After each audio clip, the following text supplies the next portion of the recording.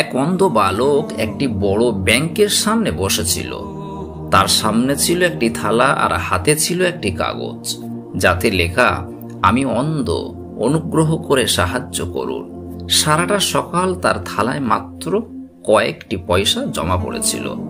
ব্যাংকের এক চাকরজীবী ব্যাংকে ঢোকার সময় অন্ধ ছেলেটিকে দেখল।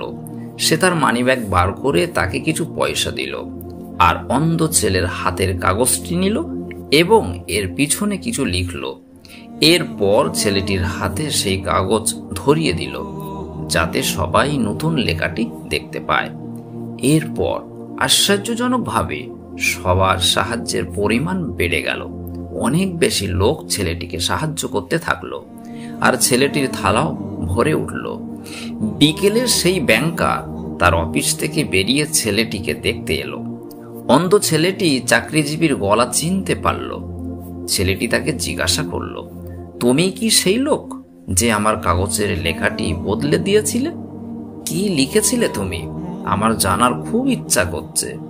লোকটি বলল, আমিও সত্যটাই লিখেছিলাম, তবে সেটি ভিন্নভাবে লিখেছিলাম যে আজ খুব সুন্দর একটি দিন, কিন্তু আমার দুর্ভাগ্য আমি দেখতে পাই না।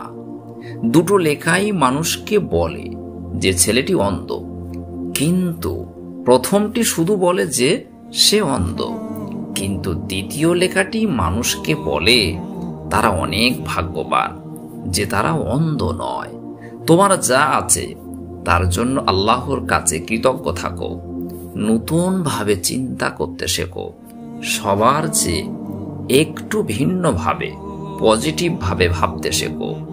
জীবন যখন তোমাকে কষ্ট পাওয়ার 100টা কারণ দেয়, জীবনকে দেখিয়ে দাও যে তোমারও সুখী হওয়ার 1000টা কারণ আছে।